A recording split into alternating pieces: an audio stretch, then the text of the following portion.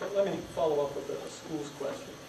Since the school budget is one of the major responsibilities of the county commission, when CMS sends their proposed budget to the county commission and says, this is how much money we need in X, Y, and Z areas, what would you look at in that budget to evaluate whether they're asking for too much, too little, or the right amount in an area in order to decide whether you're going to vote for or against that budget or proposed changes in the budget? Sure. And I wanted to back up and just clarify one thing about school construction. When you look at the bond packages that are put before the voters, there is a priority list that the county commission is well aware of before we approve to put the bond package on the ballot. So we are well aware, and it's our job to advocate with the priority list, if you will. So it's not like we approve a certain dollar amount, give it back to the board, and they just do what they want with it. We are intimately involved in prioritization of where those schools are going to go. As far as the operating budget is concerned, I would love to see zero-based budgeting. I would love to see direct accountability for line items or departments, if you will. That way we can understand if there's duplication in programs. We can also see if programs that have been funded for years have been effective. And we can make sure that perhaps if we're a little top-heavy in administration, we can get some clear understanding of where we are and allocate and reallocate those dollars maybe to the classroom level or the school level. Repeat the question. When CMS proposes its budget to the county commission, how would you approach evaluating whether they've asked for too much, too little, or the right amount? You talking about operational or the whole budget? The whole budget for CMS. Just taking a look at the total budget and see where the money is spent. And my thing is be focusing on the children and making sure that the education and the resources there to educate the kids would be my first concern. And then I was concerned about the other terms in terms of bricks and mortar. I do realize that we do need schools. I do realize that there's a shortage. But my main concern is educating the kids and making sure that the resources there are quality teachers are there to handle the kids' education needs. Yes, sir. Mecklenburg County gets over 95% of its publicly supplied drinking water from District 1. With all the development that's going on around our lakes, what would y'all do as county commissioners to help protect our drinking water supply? I think having served on the board in Canias for the last 11 years, we have that has been a major concern, especially since Canias has the largest lake shore of the 3 towns. So we make sure that it's been a top priority. So we make sure that the buffer zones and we work with the county to ensure that some of our zonings may be a little bit stricter than the county to address that concern. I would concur and make sure that the buffer zone regulations are, sorry, thank you, make sure the buffer zone is abided by, if you will. Would you consider increasing the buffers around the lakes? You know, I can't give you a cogent answer on that right now. That's something that I would look forward to looking at. That's an honest answer. I can't tell you what I don't know.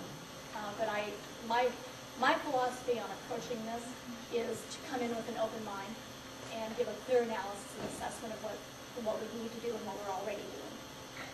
I would say maybe building a better relationship with Duke Power, because Duke Power will start granting permits, whereas the towns usually does it.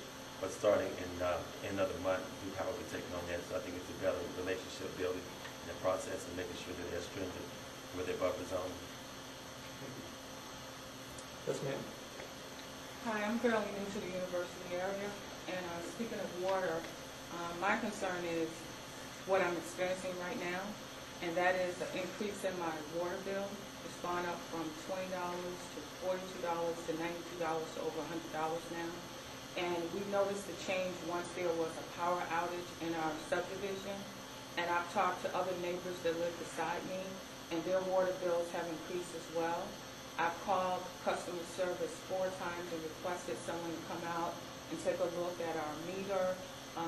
We've had 2 plumbers come to our house, and 1 plumber identified that there's some water coming from another source, from another pipe, into our water trap. That's what my husband calls it. And we called and asked for someone to come out, and we continue to get the runaround when we make the phone call to customer service or to a manager at the water utility company. So do you have any suggestions or talking about, is there a particular process that will lead to a result? Well, when we have problems like that in Cornelius or something, we don't get results when we go directly to the department. We go to elected officials, and then the elected official goes to the town manager. So I would hope one of the elected officials would go to the town manager and address that. So we'll meet, you wearing a Rambert shirt, I would suggest make her accountable. Know what you would do. It's all about being accountable as a county service, so I will contact her and see what happens. Yeah, and her city elected officials as well. Okay, thank you. Yeah, and if you would email me too, so I have a record of that, so I can, hopefully after November 7th, I'll be on that regard. I'll make Because sure it's I not get just you, but it sounds like it may be a bigger issue. It is, I think. Thank you. But let me reframe that question a little bit and make it broader. When constituents come to you with a problem like that, what role do you think you have in going to the management type officials to get that problem resolved? And I think we have an acute role in that as an elected official, if it's something that is under our purview to handle, even if it isn't, to find out where to go to serve you.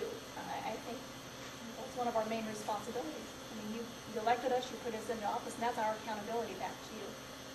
Also being accountable and making sure that they're not only just turning it over to someone else, but follow through the whole process and make sure that something's really done.